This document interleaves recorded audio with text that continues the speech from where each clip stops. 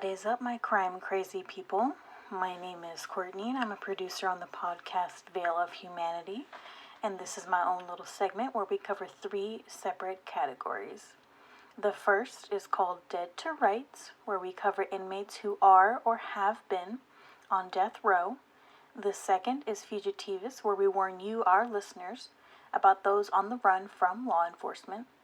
And the last is where we tell you about crime charities that help victims of crimes and their families. Trigger warnings, mass murder, espionage, and sensitive topics. So let's dive on in. April 15th, 2013, a day many of us will remember, Patriots' Day in Boston. The city is packed with runners, families, and spectators, celebrating one of the world's oldest marathons. At approximately 2:49 that afternoon, with more than 5,600 runners still on the race, 2 pressure cooker bombs packed with shrapnel and hidden in backpacks among crowds of marathon watchers exploded within seconds of each other. Near the finish line along Boylston Street, smoke fills the air, sirens follow almost immediately. What had been a day of triumph becomes a crime scene stretching across the heart of Boston.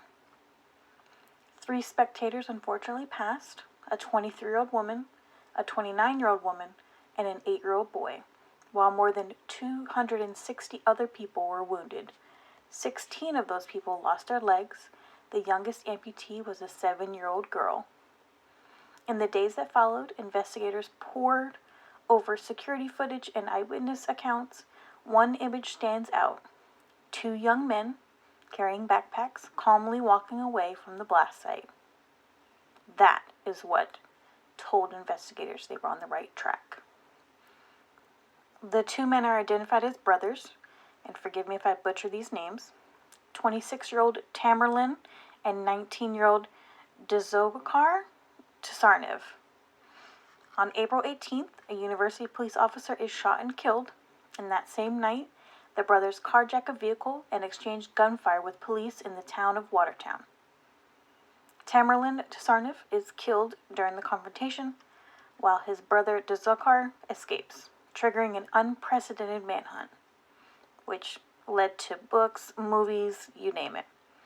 Boston shuts down, streets empty, residents shelter in place as law enforcement searches house by house.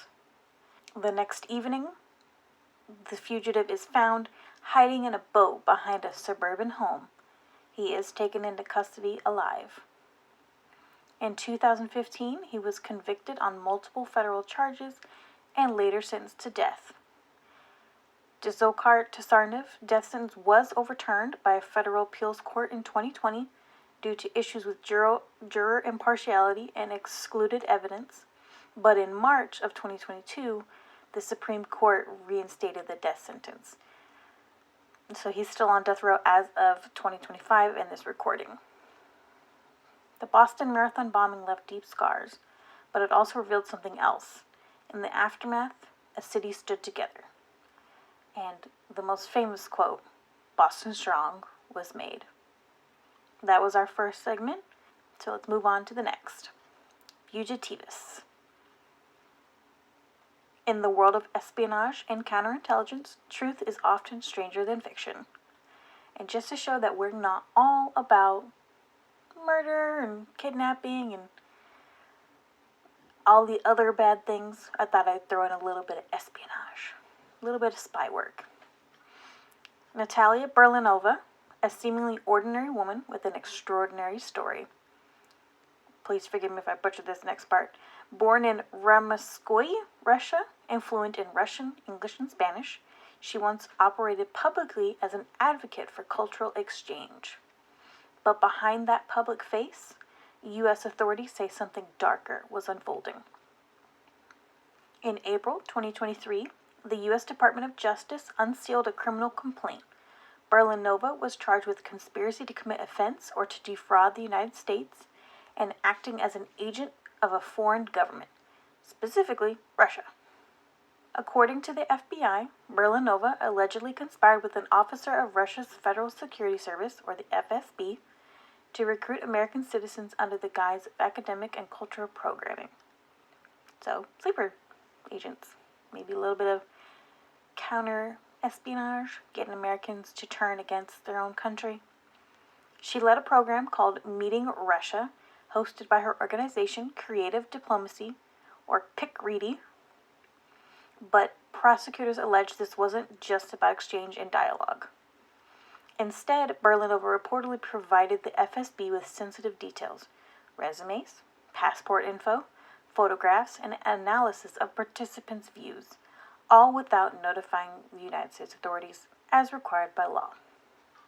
Her last known location was in Moscow, Russia. Beyond that, her trail goes cold. The FBI has issued a federal arrest warrant and lists her as an escape risk. So, be warned. To her supporters, she's a misunderstood cultural advocate, but to U.S. prosecutors, she crossed a line from diplomacy into covert influence. The case remains unresolved, and the hunt continues. In a world of shadows and secret influence, how do you separate soft power from subterfuge? That's the question haunting this case, and the answer is still out of reach. Just a little bit more about what she looks like. Her hair is brown. She has blue-gray eyes. She is white, and she is fluent once again in Russian, English, and Spanish. I will say this information is about 2 years old, so some of that may have changed. Moving on to our last segment, Lights On. True crime stories usually begin with flashing lights, police tape, and a headline, but many crimes never reach that stage. Every year in the United States, millions of sexual assaults go unreported. No suspects named, no courtrooms, no closing arguments. Instead, there's a phone call or a chat window. On the other end is RAINN, RAINN, also known as the Rape, Abuse, and Incest National Network, operating the nation's largest sexual assault hotline. Founded in 1994, RAINN does not investigate crimes. It doesn't arrest offenders. What it does is listen, often at the exact moment when victims are deciding whether to speak at all. The voices that come through the hotline tell stories rarely heard in true crime documentaries. Assaults by partners, friends, co-workers, family members, crimes without strangers, crimes without witnesses. Most assaults RAINN reports are committed by someone the victim knows. For many survivors, RAINN is the first step, helping them understand their options: medical care, reporting, or choosing not to report at all. No pressure, no script, just information, and control returned to the person who lost it. In true crime, we often ask how someone got away with it. RAINN exists because so many crimes never even enter the system designed to stop them. And behind every statistic is a voice calling in the dark, hoping someone will answer.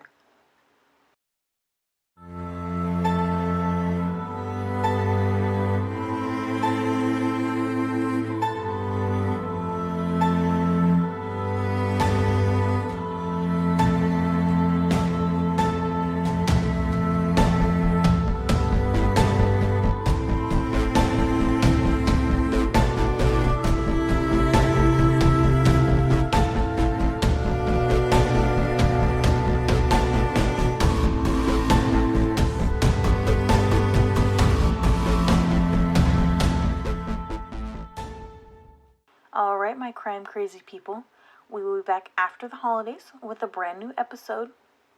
To see all of our source materials, please consult the show notes. If you don't mind, please leave us a review. Don't forget to click that subscribe follow button. Catch us on our social medias, Instagram, Facebook, YouTube, and TikTok at Veil of Humanity Podcast.